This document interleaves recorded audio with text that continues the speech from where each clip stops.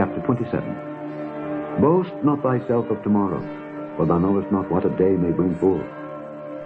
Let another man praise thee, and not thine own mouth, a stranger, and not thine own lips. A stone is heavy, and the sand weighty, but a fool's wrath is heavier than them both. Wrath is cruel, and anger is outrageous, but who is able to stand before envy? Open rebuke is better than secret love. Faithful are the wounds of a friend, but the kisses of an enemy are deceitful. The full soul loatheth an honeycomb, but to the hungry soul every bitter thing is sweet. As a bird that wandereth from her nest, so is a man that wandereth from his place. Ointment and perfume rejoice the heart, so doth the sweetness of a man's friend by hearty counsel. Thine own friend and thy father's friend forsake not, neither go into thy brother's house in the day of thy calamity, for better is a neighbor that is near than a brother far off. My son, be wise and make my heart glad, that I may answer him that reproacheth me.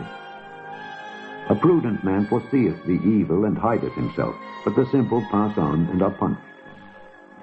Take his garment that is surety for a stranger, and take a pledge of him for a strange woman. He that blesseth his friend with a loud voice rising early in the morning, it shall be counted a curse to him. A continual dropping in a very rainy day and a contentious woman are alike. Whosoever hideth her hideth the wind and the ointment of his right hand, which bewrayeth itself. Iron sharpeneth iron, so a man sharpeneth the countenance of his friend. Whoso keepeth the fig tree shall eat the fruit thereof, so he that waiteth on his master shall be honored. As in water face answereth to face, so the heart of man to man.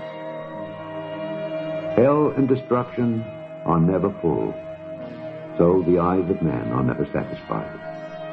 As the finding pot for silver and the furnace for gold, so is a man to his praise. Though thou shouldest bray a fool in a mortar among wheat with a pestle, yet will not his foolishness depart from him. Be thou diligent to know the state of thy flocks, and look well to thy herds, for riches are not forever, and doth the crown endure to every generation? The hay appeareth, and the tender grass showeth itself, and herbs of the mountains are gathered. The lambs are for thy clothing, and the goats are the price of the field. And thou shalt have goat's milk enough for thy food, for the food of thy household, and for the maintenance for thy maidens.